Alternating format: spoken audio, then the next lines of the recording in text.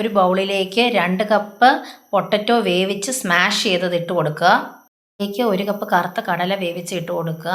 1/2 cup സവാള ചോപ്പ് ചെയ്ത് ഇട്ട് കൊടുക്കുക. 1/2 കപ്പ് മല്ലിയില ചോപ്പ് ചെയ്ത് ഇട്ട് കൊടുക്കുക. ടീസ്പൂൺ ജീരകപ്പൊടി, 1 ടീസ്പൂൺ ചാട്ട് മസാല, 1 ടീസ്പൂൺ നല്ല മുളക് പൊടി എല്ലാം കൂടെ നന്നായിട്ട് കൈകൊണ്ട് മിക്സ് ചെയ്തിട്ട് അതിലേക്ക് 1/2 ടീസ്പൂൺ ഉപ്പും കൂടി ഇട്ട് കൊടുക്കാം. പൊട്ടറ്റോ മസാല ഇവിടെ റെഡി ആയിട്ടുണ്ട്.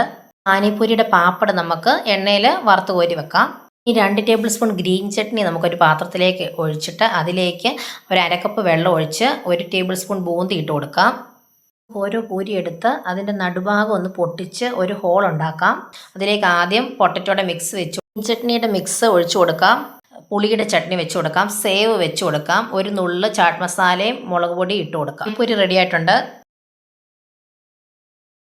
ഒരു പൂരി വറുത്തിട്ട് അതിൻ്റെ മണ്ടേ 1 ടേബിൾ സ്പൂൺ പൊട്ടറ്റോ മസാല വെച്ച് കൊടുത്തിട്ട് അതിൻ്റെ മുകളിൽ ഒരു സ്ലൈസ് ഓഫ് ഓണിയൻ വെച്ച് കൊടുത്ത് ഒരു പിഞ്ച് ചാട്ട് മസാലയും 1 പിഞ്ച് റെഡ് ചില്ലി പൗഡറും കൂടി ഇട്ട് കൊടുത്താൽ നമ്മുടെ സൂക്കാ പൂരി റെഡി ആയിട്ടുണ്ട്.